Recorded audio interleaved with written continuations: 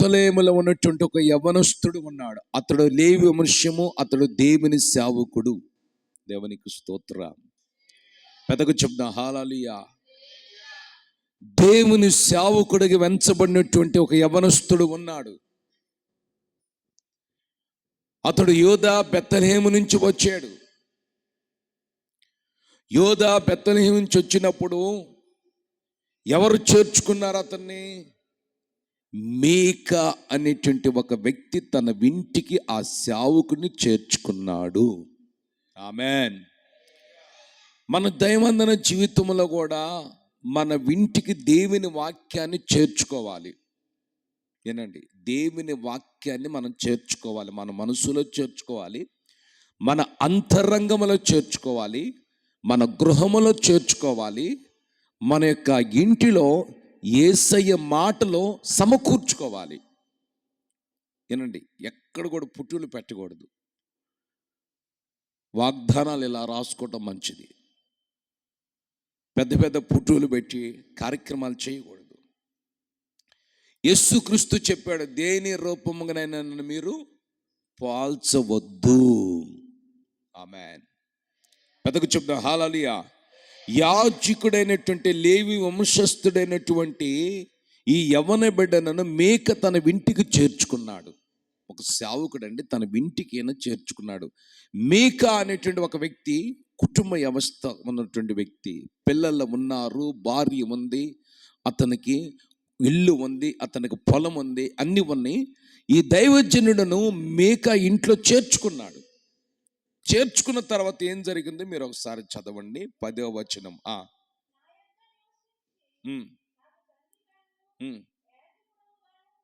చాలు. దేవునికి స్తోత్రం. దేవుని సేవకును ఏమని చెప్తున్నాడంటే, ఈ మేక అనేటువంటి వ్యక్తి, అయ్యా మీరు నా యొద్ద ఉండండి పాస్టర్ గారు. మీరు నాకు ఎలా ఉండాలి? తండ్రిగా ఉండాలి, సేవకునిగా ఉండాలి. ఆమె చెప్దాం చేతులు చాపి. పెద్దగా చెప్దాం హల్లెలూయా. మీక తన ఇంటిలో యాజకుడైనటువంటి లేవి వంశస్థుడైనటువంటి ఆ యవనస్తుడు సేవకుని చేర్చుకున్న తర్వాత, తన ఇంటిలోకి చేర్చుకున్న తర్వాత ఆ యవనస్తుడితో మీక ఏమని మాట్లాడుతున్నాడు? అయ్యా సేవకుడా, ఓ దేవుని దాసుడా, ఓ దేవుని పనివాడా, ఓ పాస్టర్ గారు, ఓ ఓ ఓ ఓ యాజకత్వం కలిగినటువంటి సేవకుడా, నువ్వు నాకు ఎలా ఉండాలి తెలుసా? ఒక పక్క చూస్తే తండ్రిగా నువ్వు నాకు ఉండాలి. ఆమేన్. రెండో పక్క చూస్తే నువ్వు నాకు యాజకునిగా, సేవకునిగా ఉండాలి. ఏం మాట్లాడాడండి! సేవకుణ్ణి ఎలా ఉండమని చెప్తున్నాడు? తండ్రిగా నువ్వు నాకుండయ్యా. తండ్రి ఏం చేస్తాడు? పిల్లల్ని ప్రేమిస్తాడు. తండ్రి ఏం చేస్తాడు? పిల్లల్ని ఆదరిస్తాడు. తండ్రి ఏం చేస్తాడు? పిల్లల సమస్యని తండ్రి తన భుజాల మీద వేసుకొని మోస్తాడు. తండ్రి ఏం చేస్తాడు? పిల్లల్ని గుండెలో పెట్టుకుని పెంచుకుంటాడు. తండ్రి ఏం చేస్తాడు? పిల్లలకు ఆహారం లేనప్పుడు ఆహారం కొరకు పూట పడతాడు. తండ్రి బాధ్యత మనం చూస్తున్నామండి. ఏంటండి మీ అమ్మాయి పనికి వెళ్ళలేదండి, మా అమ్మాయి ఎక్కడ లేదండి, నేను వెళ్తున్నానండి, వాళ్ళు ఏడ కష్టపడతారండి, వాళ్ళు ఎండలో ఉండలేరండి మనం చెప్తాం. అలాగని ఇప్పుడు సేవకుడిని ఎలా ఉండమని చెప్తున్నాడు? మీరు నాకు తండ్రిగా ఉండండి, ఆత్మ సంబంధమైన తండ్రిగా ఉండండి. ఆమేన్. రెండోదిగా ఎలా ఉండమన్నాడు? యాజకుడు అంటే సేవకునిగా ఉండు. సేవకునిగా మీరు నాకు ఉండాలి. సేవకుడు దేవుని మాటలు బోధిస్తాడు, యాజకుడు దేవుని మాటలు బోధిస్తాడు. ఈ రోజున దేవుని మాట సేవకుల నోట ఉంటుంది. ఆమేన్. గడిగాలే చెప్పాలి, పెద్దగా చెప్పాలి హల్లెలూయా. ఇర్మీయా గ్రంథం 1వ అధ్యాయం అంటాడు, నీ నోట నా మాట ఉంచి నా చేతిని నిన్ను కప్పిన యెషయా గ్రంథంలో అంటాడు, నీ నోటి నుండి నా మాటలు ఉంచుతాను అంటాడు. ఇర్మీయా గ్రంథంలో కూడా అన్నాడండి. సేవకుని నోట దేవుని మాట ఉంటుంది కాబట్టి, ఒక నువ్వు నాకు తండ్రిగా ఉండాలి, రెండో పక్క మీరు నాకు యాజకుడిగా ఉండాలి. దేవుని మాట సేవకుని నోట ఉంటుందండి. వినాలి. దేవుని మాట సేవకుడి నోట ఉన్నప్పుడు సేవకుడు ద్వారా ప్రభువు మనతో మాట్లాడుతూ ఉంటాడు. చూడండి, అందుకన్నాడు, ఎవరైతే నా సేవకుని మాటిని భయపడనో. యెషయా గ్రంథం చూద్దాం యెషయా గ్రంథం 51వ అధ్యాయము మీలో అని ఉంటుంది చూడండి, అక్కడ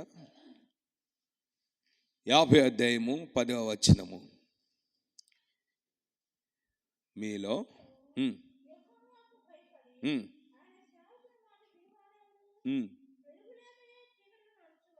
చాలు, దేవునికి స్తోత్రం. మీలో యెహోవాకు భయపడి సేవకుని మాట వినువారెవరు?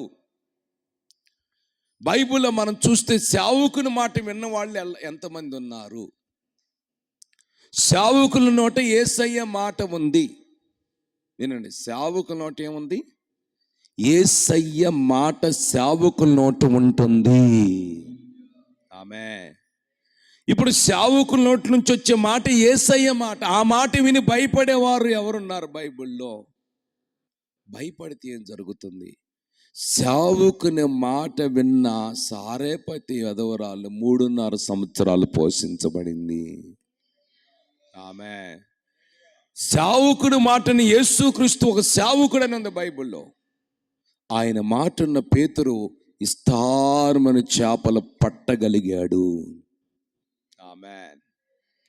సేవకుని మాట విన్నటువంటి, వినండి, సేవకుని మాట విన్నటువంటి కొర్నేలు కుటుంబంతో పరిశుద్ధాత్మతో నింపబడింది. ఆమె చెప్ప గట్టిగా, పెద్దగా చెప్ప హల్లెలూయా. సేవకుని మాట విన్నటువంటి, వినండి, సేవకుని మాట విన్నటువంటి భక్తుల జీవితాలు ఎలా ఉన్నాయి? ఫలభరితముగా మార్చబడ్డాయి. ఆమేన్. దావీదు గొప్ప సేవకుడండి. దావీదు గొప్ప సేవకుడు కాబట్టి, దావీదు సేవకుడు, దేవుని మాట దావీదులో ఉంది కాబట్టి ఇజ్రాయెల్ సైన్యమునకు జయము కలిగింది. ఈరోజు చాలామంది దైవాన్ని జీవితంలో మీతో దేవుడు ఒక్కొక్కసారి దర్శన రూపంలో మాట్లాడొచ్చండి, లేదు స్వప్నం రూపంలో మాట్లాడచ్చు, కళ రూపంలో మాట్లాడచ్చు, లేదు ఇంకొక రూపంలో మాట్లాడిన. కానీ సేవకుని నోటి నుంచి వచ్చే మాట అది నీ కొరకు నా కొరకని మనం గ్రహించగలిగితే ఆ మాట మన చరిత్రను మారుస్తుంది. ఆ మాట మనల్ని ఆశీర్వాదానికి సూచనగా మారుస్తుంది. ఆమె చెప్ప గట్టిగా, ఆ మాట మన స్థితిని మార్చుటకు బలపరచబడుతుంది. కనుక అంటాడు, మీరు ఎవరైనా సేవకుని మాట వినిన వాడెవడో. మరి ఈ రోజున చాలామంది సేవకుని మాట అంటే దేవుని మాట వినరండి. సేవకుని నోట్ల నుంచి వచ్చేది దేవుని మాట. ఆ దేవుని మాట వినకుండా వాళ్ళు అనేక విధాలుగా ప్రవర్తిస్తూ ఉంటారు. కాబట్టి వాళ్ళ జీవితంలో వాళ్ళకి దీవెన అనేది కలగదు, ఆశీర్వాదం అనేది కలగదు, ప్రశాంతత అనేది కలగదు, నెమ్మది అనేది కలగదు. దేవుని కార్యాలు జరగకుండా ఆగిపోతే మధ్యంతరాన. ఆమేన్. అయితే మళ్ళా దేవుడు ఎందుకని ఈ రాత్రి నీతో నాతో మాట్లాడుతున్నాడు? మీకు ఏమని చెప్తున్నాడు? ఒకటి, అయ్యా మీరు నాకు తండ్రిగాను, రెండోది మీరు నాకు యాజకునిగా ఉండండి. మీరు నాకు సేవకునిగా మీరు ఉండండి.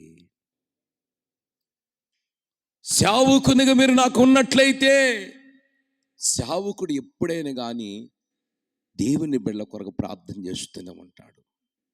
సేవకుడు ఎప్పుడైనా కానీ దేవుడు కుటుంబాన్ని ఆశీర్వదించమని చేతులు ఎత్తుతాడు. సేవకుడు ఎప్పుడైనా కానీ మీరు బాగుంటే నవ్వాలని చూస్తాడు. సేవకుడు ఎప్పుడైనా కానీ మీరు ఆనందకరంగా ఉంటే సేవకుడు సంబరపడిపోతాడు. చూసారండి? అందుకని అంటున్నాడు, మీరు ఒక పక్క నాకు యాజకునిగా ఉండాలి, రెండోది మీరు నాకు తండ్రిగా మీరు నాకు ఉండాలి. ఆమేన్. 2 విధాలకు కోరుకున్నాడండి మీక 2 విధాలు కోరుకున్నాడు. మరి ఈ రాత్రి మన జీవితంలో కూడా మనం 2 విధాలకు కోరుకోవాలి. ఒక దైవజనుడిని నాకు డేట్ కావాలని నేను అడిగానండి, ప్రార్థన చేసుకొని అడిగితే, అయ్యా ఆ డేట్లో కూడా, వినండి, ఆ డేట్లో కూడా మా మీటింగ్స్ ఉన్నాయి అయ్యా, కుదరదు అని అనలేదు, కానీ మా మీటింగ్స్ ఉన్నాయి అయ్యగారు అన్నాడు. ఇంకా మరలా ఉపవసించి ప్రార్థన చేసుకుంటూ ఉన్నాం ఇక్కడ. ప్రభువా నీకు స్తోత్రమయ్యా, అయ్యగారు రావాలయ్యా. ఎందుకంటే ప్రపంచంలో సేవకులు చాలామంది ఉన్నారండి, వినండి. అయితే అభిషేకించబడిన వాళ్ళు, ఆత్మతో నింపబడిన వాడు, భాషలతో మాట్లాడి సమర్పణ కలిగిన సేవకులు వచ్చి వాక్యం చెబితే అది మనకు దీవెనకరం. మన కుటుంబాలు దీవించబడతాయి, మన ప్రాంతం దీవించబడుతుంది, మన సంఘం దీవించబడుతుంది. అభిషేకం లేకుండా, సమర్పణ లేకుండా ఏదో నామకార్థంగా చెప్పుకుంటూ వెళ్ళిపోతూ ఏమంటే అలా నడిపించబడినటువంటి వ్యక్తులను తీసుకొచ్చి ఆ స్టేజ్ మీద పెట్టినా కానీ దేవుడు సహించడు. దేవునికి స్తోత్రం, హల్లెలూయా. ఎందుకంటే అభిషేకించబడిన అడుగుపెట్టినా ఆ దీవెని వేరుగా ఉంటుంది, ఆ సమర్పణలో ఉంటుంది, ఆ త్యాగం. ప్రార్థన చేసుకున్న ప్రభువా మిస్ అయిపోద్ది. మరి రెండో రోజు ఫోన్ చేశా, ఉపవసించి ప్రార్థన చేస్తున్నారు దేవుని సేవకురాలు. ఫోన్ చేశా, ప్రభువా యాజకుడు మాకు తండ్రిగా రావాలయ్యా. ఒక పక్క చూస్తే మాకు ఎలా రావాలి, యాజకుడిగా రావాలి. ఇక సాయంత్రం మళ్ళీ ఫోన్ చేశా. ఫోన్ చేస్తే ఆ ఫోను వచ్చి లిఫ్ట్ చేయలేదు. మళ్ళా సేవకుడే ఫోన్ చేసి, అయ్యా నా డేట్లు నేను తర్వాత ఏదో ఒకటి చూసుకుంటాను, మీకు నేను వస్తున్నాను, ఆ డేట్ మీకు ఇస్తున్నాను అన్నాడు. దేవునికి స్తోత్రము కలుగును గాక. చేతుల పైది గట్టిగా చెప్పండి అండి, పెద్దగా చెప్పండి హల్లెలూయా. దేవునికి స్తోత్రం. ఎందుకంటే సేవకుడు మనకి యాజకుడిగా రాబోతున్నాడు, ఒక పక్క చూస్తే తండ్రిగా రాబోతున్నాడు. ఇప్పుడు అలా ఎందుకు అంటున్నాడు మీకా మంచి మంచి భక్తి కలిగినటువంటి వ్యక్తి. దేవునికి స్తోత్రం. న్యాయాధిపతుల గ్రంథం చూద్దాం. మీరు చూడండి, బైబిల్ అందరూ ఓపెన్ చేయండి. మనం తీసింది ఎన్నో అధ్యాయం? న్యాయాధిపతుల గ్రంథం 17వ అధ్యాయమా? 17వ అధ్యాయం కింద చదవండి. న్యాయాధిపతి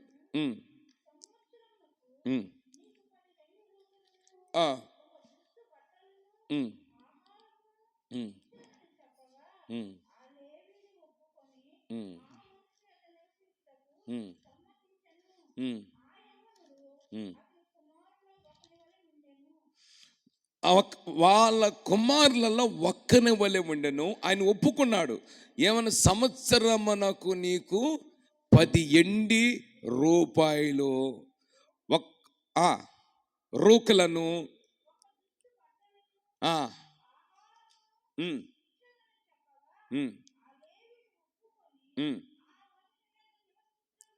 సమ్మతించును.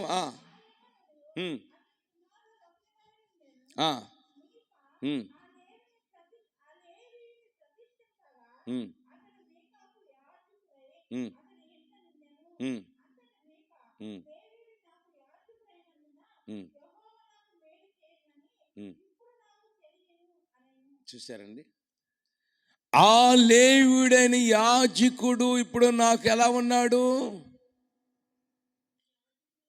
మీకేమని చెప్తున్నాడు? మీకేమని చెప్తున్నాడు? చినండి, మీకేమని చెప్తున్నాడు? మీక అనేటువంటి వ్యక్తి ఏం చెప్తున్నాడు?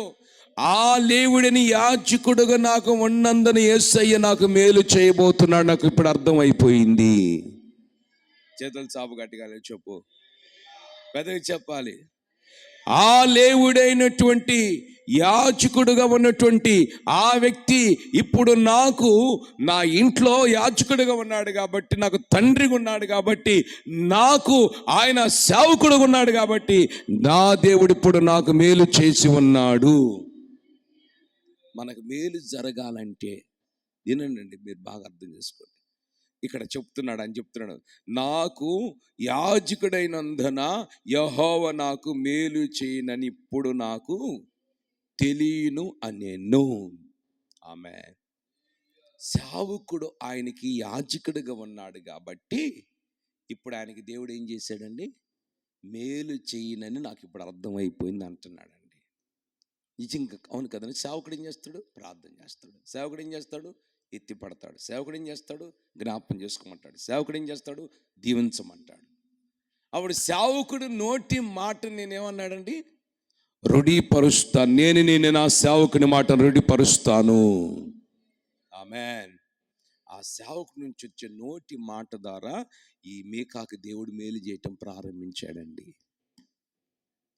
వినండి, మేలు చేయటం యేసయ్య ప్రారంభించాడు. ఒక చిన్న సాక్షి నేను చెప్తాను, నేను ఒక 2 నిమిషాలు ముగిస్తాను. మన సంఘములోనే మన సంఘములోనే ఒక తల్లిగారు ఉన్నారు. ఆ తల్లికి నెలకొచ్చి 4,000 పింఛన వస్తుంది. ఆ పింఛనులో కూడా నమ్మకంగా దేవునికి ఇవ్వాల్సింది ఇస్తుంది. ఒక 60 మందిని పిలిపించుకొని భోజనాలు పెట్టుకోవాలని నాకు ఆశ. తన్న మాట అంటే, అయ్యా పాస్టర్ గారు, నన్ను సంవత్సరం అంతా దేవుడు కాపాడాడు అంది. నా అల్లుడిని కాపాడాడు, నా కూతుర్ని కాపాడాడు, గుంటూరులో ఉన్న పెద్ద కొడుకుని కాపాడాడు, చిన్న కొడుకుని కాపాడాడు, కూతుర్ని కాపాడాడు, మనవరాలను కాపాడాడు, మనవన్లను కాపాడాడు. అయ్యా నేను కూటమి పెట్టుకోవాలనుకుంటున్నాను. అయితే వీళ్ళు ఎవరు నాకు సహకరించరయ్యా పాస్టర్ గారు. వీళ్ళకెవరూ సహకరించే వాళ్ళు కాదు. ఈ 4,000 రూపాయలు మనం కొన్ని కట్టుకోవాలి, కొన్ని డబ్బులు ఆమె ఆరోగ్యానికి చూపించుకోవాలి, ఇలా ఎన్నెన్నో ఖర్చులని. అందుకని పాస్టర్ గారు నేను పలహారం పెట్టుకొని కొడుకుని ఏర్పాటు చేసుకుంటాను అంది. మంచిది తల్లి అన్న. ఎందుకంటే లేని స్థితి, ఆలోచించండి, లేని స్థితి. ఇక ఆ ఆశ ఏంటి, పక్కన ఉదయకాలం కూటం ఒకటి జరిగింది. ఆ 60 మందిని పిలిపించుకొని వాళ్ళ బంధువులందరికీ వాక్యం వినిపించి భోజనాలు మంచిగా పెట్టి కృతజ్ఞత కొడుకుని ఏర్పాటు చేసుకుంది. ఈమెకి ఆశ ఏంటి, నేను కూడా పెట్టుకోవాలి, నా దగ్గర డబ్బులు లేవు కదా, ఏంటి దేవుడు నన్ను ఇంతగా కాపాడాడు. ఆమె ఒక రోజున ఈ పోయిన నెలలో ఒక వెహికల్, ఒక అబ్బాయి బండికి వస్తుంటే ఆ అబ్బాయి బండి స్లిప్ అయిపోవటం, జారి పట్టము, తలకు తగిలిందంట. రోడ్డుకి వెళ్ళి తల ఠాలమందంట. అప్పటి నుంచి అప్పుడప్పుడు పడిపోతుంది ఆ మనిషి, నుంచోవటం లేదు, సరిగా మాట్లాడిన స్థితి. అలాంటి స్థితిలో యేసు రక్తం ఎక్కడైతే ఆమె పడిందో పోయిన నెలలో ఇద్దరిని తీసుకుని వెళ్ళి యేసు రక్తం కొట్టేస్తే ఇప్పుడు బాగుపడింది, మంచిగా ఉంది. దేవునికి స్తోత్రం, హల్లెలూయా. అయితే దేవుడు ఎంత మేలు చేశాడు. నేను భోజనాలు పెట్టుకోలేని స్థితి, మరి ఏంటి అయ్యగారు అంది. ఏం కాదులే, ప్రార్థన చేద్దామన్నా. ఆమె ఉదయం సిద్ధపడుతుంది పలహారం పెట్టుకుందామని. అద్భుతం ఏం తెలుసండి, వాళ్ళ పెద్ద అబ్బాయి ఫోన్ చేసి ఆమె అకౌంట్లో భోజనాలకి ఎంత ఖర్చు అయిద్దో, 60 మందికి భోజనాలకి అంత డబ్బులను దేవుడి అకౌంట్లో కొట్టాడు ఆమెకి. దేవునికి స్తోత్రం. ఆశ్చర్యం ఏమిటంటే పాస్టర్ గారి దగ్గరికి వచ్చింది, మా దగ్గరికి వచ్చి, అమ్మా మరి బాబు ఇలా డబ్బులు కొట్టాడమ్మా, మరి కూరగాయలు మరి ఎన్ని తీసుకొని రావాలి, మరి నువ్వు వండుతావు పాస్టర్ గారు అంటే, పాస్టర్ గారు సార్ నేను చేస్తానమ్మా వంట, నువ్వేం భయపడగా తల్లి, నువ్వు ఎంత పరిచయం చేసింది దాని వంటంటే, ఈలోపు మళ్ళా ఆమంతటా ఆమె వచ్చి, అయ్యా మా అబ్బాయి డబ్బులు కొట్టడమే కాదు 60 మందికి భోజనాలు ఎంతో మొత్తం క్యాంటరింగ్ ఇచ్చేసేసాడు. దేవునికి స్తోత్రం, ఆమేన్. నిజంగా అద్భుతం ఏంటంటే మొత్తం వాళ్ళు తీసుకొచ్చారు. జనం తిని వెళ్ళిపోయేంత వరకు వాళ్ళు వడ్డించి మొత్తం కడుక్కొని గిన్నెలతో మొత్తం వాళ్ళు తీసుకుని వెళ్ళిపోయారు. దేవుని కార్యాలు చూడండి ఎలా ఉంటాయో చూశారండి. పింఛన్తో బతికే మనిషి దేవుడు నిజంగా ఇక్కడ బైబిల్ అదే చెప్తుంది, నువ్వు నాకు యాజకుడుగా, నువ్వు నాకు తండ్రిగా ఉంటే యెహోవా నాకు మేలు చేయనని నాకు ఇప్పుడు అర్థమైంది. ఆమె చెప్ప గట్టిగా, పెద్దగా చెప్పు, 2 చేతులు చాపి చేతులు పైకెత్తు. నిజంగా అద్భుతం కదండి అది.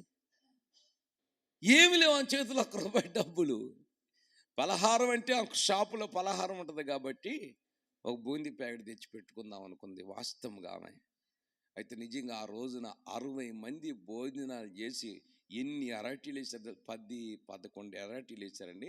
చక్కగా ప్రశాంతంగా వాక్యం సమృద్ధి అనిపించింది, సాక్ష్యం ప్రశాంతంగా చెప్పుకుంది, భోజనాలు చక్కగా చేశారు, వెళ్ళిపోయారండి. తల్లి ఎందుకు తల్లి నీకు అదండి, ఎందుకు అంటావు, దేవుడు నన్ను ఏ విధంగా జ్ఞాపకం చేసుకున్నాడు అయ్యగారు. దేవుని సహాయం ఇదంతా. ఆమేన్. అడగకునే ప్రేరేపించబడి ఏమంటే క్యాంటరింగ్ ఇవ్వటం, డబ్బులు కట్టడం, ఇవన్నీ కూడా క్షణాలు జరిగిపోయినాయి అండి. దేవుని కార్యాలు కంటికి కనిపించు, చెవికి కనిపించు. అయితే మనం ఏం చేస్తాం, అంచనా వేసుకుంటాం. ఏమంచనా, దీనికి ఎంత ఖర్చు అయింది, దానికి అంత ఖర్చు అయింది, దీనికి ఎంత అయింది, దానికి అంత అయింది, ఎట జరుగుతాయి, ఎట చేయాలి అని మనం అనుకుంటామండి. పోయిన బల్లారాధన మేము కూడా అంచనా వేసుకున్నాం, చాలా ఖర్చు అయింది, ఎట్లా చేయాలి, దీని పరిస్థితి ఏంటంటే ఆశ్చర్యరీతిగా దేవుడు సహాయం చేశాడు. చేతులు చాప గట్టిగా చెప్పండి. దేవునికి స్తోత్రం. సమృద్ధిని ప్రభు ఇచ్చాడు. హల్లెలూయా. దేవుని కార్యాలలో ఉంటాయండి. మనం 10 మందిని పిలిపించుకొని చేతులు కడిగించుకుంటే ఆ దీవెన మనకి ఎంత మేలుకరంగా మార్చబడిద్దో, నిజంగా ఎంత మేలుకరంగా మార్చబడిద్దో. మరి నిజంగా ఇక్కడ అదే చెప్తున్నాడు, యెహోవా ఇప్పుడు నాకు మేలు చేయనని నాకు ఇప్పుడు బాగా తెలిసి ఉన్నది. ఆమేన్. కనుక సంవత్సరం అంతా దేవుడు మనల్ని కాపాడాడండి. ఒక్క క్షణము కాదు, ఒక్క నిమిషం కాదు, ప్రతి సెకండు మన జీవితంలో ప్రభు మనల్ని కాపాడుతూ వచ్చాడు. ఆమెను చెప్ప గట్టిగా. ప్రతి సెకండ్ దేవుడు మనల్ని కాపాడుతూ వచ్చాడు. నిజంగా ఆయన మనల్ని ఎంతగా ప్రేమించాడంటే అంతగా ప్రేమించాడు. ఉదయకాలమేనండి, వినండి, నా బైక్తో ఆ సెంటర్కి అలా వెళ్ళి మళ్ళీ రిటర్న్ జర్నీ వస్తుంటే ఒక పెద్ద లారీ ట్రక్ అండి, వినండి, పెద్ద లారీ, అది ఇసుక ట్రక్ లాగా ఉంది, పెద్ద లారీ. ఒక లారీ వెళ్ళి ఒక వ్యక్తిని చిన్న బైక్ అండి, అది బైక్ అంటే యాక్టివ్ లాంటి బైక్, అది దాన్ని వెళ్ళి కొడితే ఆ ముందు టైర్లో పోయి పడిపోయింది ఆ బండి. మనిషి నిజంగా దేవునికి చచ్చిపోలేదు, బైక్ నుంచి పల్టీలు కొట్టి తిరిగి అవతల పడ్డాడు. నేను అనుకున్న ఇప్పుడే కదా ఈ క్షణాల్లోకి నేను ముందుకు లైన్లోకి వెళ్ళింది, మళ్ళీ ఒక 5 నిమిషాలకు వచ్చేసాక యాక్సిడెంట్ జరిగిందండి. లారీని ఆపేసేసారు సెంటర్లో. నిజంగా కన్ను మూసి కన్ను తెరిచేంతవరకు, కన్ను రెప్ప కొట్టి మళ్ళీ తెరిచేంతవరకు ఏమి జరుగుతుందో తెలియని పరిస్థితి. నిజంగా దేవుడు మనల్ని ఎంతగా సజీవులుగా ఉంచాడంటే మనం దేవునికి ఎంతైనా రుణస్థులమై ఉన్నాము. చేతులు చాపు గట్టిగా చెప్పాలి, అదే చెప్పాలి. ఇప్పుడు నాకు తెలిసి ఉంది. ఏం తెలిసి ఉంది? ఆ వాక్యం ఏం చెప్తుంది?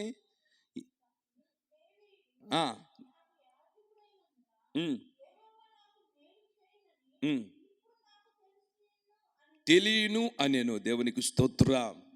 మేలు చేస్తున్నాడని, నీకు మేలు చేస్తాడు. నీ ఇంట్లోకి చావుకుడు ప్రార్థన చేస్తే నీకు ఎంత మేలు జరిగి తెలుసండి? తెలియట్లేదు చాలామందికి ఈ విషయాన్ని. ఆ సేవకుడు చేతుల పైకి ఎత్తకుంటే నీ కుటుంబంలో పరిస్థితులను అనుకూలంగా మార్చబడతాయి, ప్రతికూల పరిస్థితులు అనుకూలంగా మార్చబడతాయి. హల్లెలూయా. అనుకూలంగా మార్చబడటం కాదు, నీకు మేలు జరుగుతుంది. ఎప్పుడు నీకు మేలు జరుగుతుంది? యాజకుడును తండ్రిగాను యాజకుడుగాను నీ ఇంటిలో చేర్చుకున్నప్పుడు. ఆమేన్. మనం అలా చేర్చుకున్నప్పుడు తప్పనిసరిగా మనకు మేలు జరుగుతుందండి. దేవుడు మేలు చేస్తాడు. ఏ ప్రార్థన మిస్ కాదు. వినండి, మనం చేసే ప్రతి ప్రార్థన యేసయ్య వింటున్నాడు. ఆమేన్.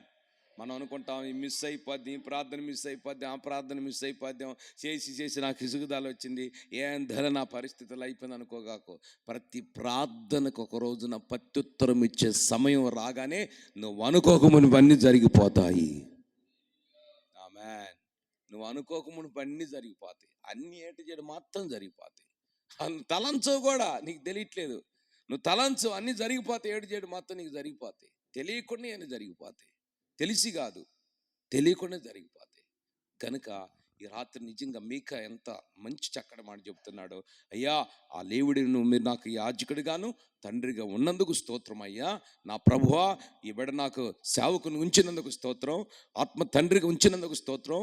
ఇప్పుడు నువ్వు నాకు యాజకుడు అయినందుకు నాకు మేలు చేసి ఉన్నాడు యెహోవా. ఆమేన్. దేవుడు తప్పనిసరిగా మనకు కూడా మేలు చేస్తున్నాడండి, మేలు చేసి ఉన్నాడు. చప్పట కూడా ప్రభుని స్తుతించుదాం. దేవునికి స్తోత్రము కలుగును గాక. హల్లెలూయా, హల్లెలూయా. కనుక చేతుల పైకి ఒక చిన్న ప్రార్థన చేసుకుందాం. ప్రభు మన ప్రార్థనలను ఆలకించి దేవునికి స్తోత్రం ఎంచుదాం. పెద్దగా చెప్దాం. తండ్రిని దేవునికి, కుమారుని పరిశుద్ధాత్మ దేవునికి స్తోత్రించుదాం.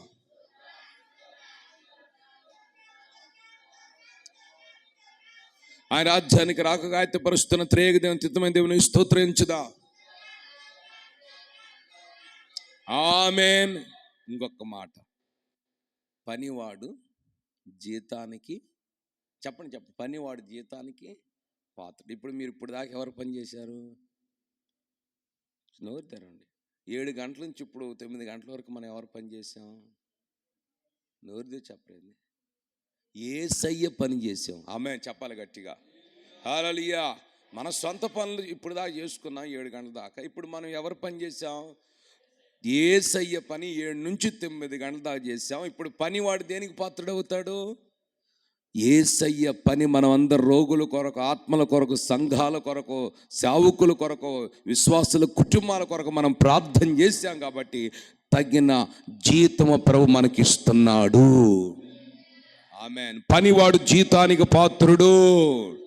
ఆయన నీకు జీతం ఇస్తాడు. ఆమేన్. ఆశీర్వాదమని జీతం ఇస్తాడు, ఆరోగ్యమని జీతం ఇస్తాడు, సమాధానమని జీతం ఇస్తాడు, మేలని జీతం ఇస్తాడు, నెమ్మదిని జీతం ఇస్తాడు, కాపుదలని జీతం ఇస్తాడు పరిశుద్ధాత్మ దేవుడు. ఆమేన్. ఈ జీతం మనసులు ఇవ్వగలుగుతారా? ఇస్తే ఒక 100 ఇస్తారు. ఆ 100 రూపాయలు సెంటర్కి బాగా మారిస్తే అయిపోద్ది. దేవుడిచ్చే జీతం అయిపోద్దా? ఎప్పుడు తరిగిపోదు, కరిగిపోదు. ఆమేన్. కనుక ప్రభావితంగా సహాయం చేసిన దేవునికి స్తోత్రం ఎంచుదా.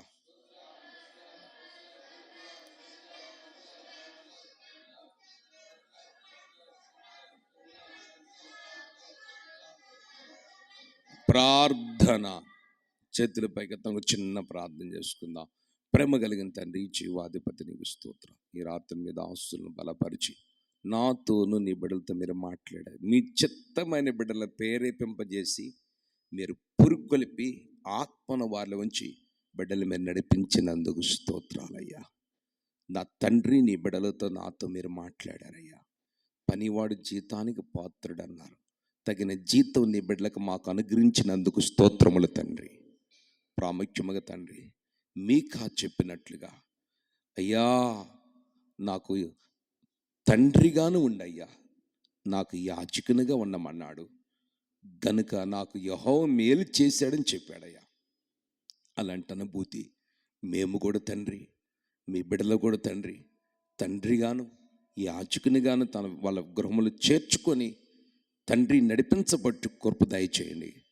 మేలు చేసినందుకు స్తోత్రం చెల్లిస్తూ ఈ ప్రార్థన ఫలితాలు మేమందరం కన్నులార చూసి, చెవులారు విని, నోరారు చెప్పుకునే కృప ఈ రాత్రి మీరు మాకు అనుగ్రహించినందుకు స్తోత్రం చెల్లిస్తూ యేసు నామములో అడిగి వేడుకుంటున్నాం తండ్రి. ఆమేన్. ఆమేన్. స్తోత్రం, స్తోత్రం, స్తోత్రం. యెహోవా నా ఆశ్రయదుర్గమా, నా విమోచకుడా, నా నోటి మాటలు మరొదే ధ్యానములు మీ దృష్టికి అంగీకారం లగునగాక. ఆమేన్.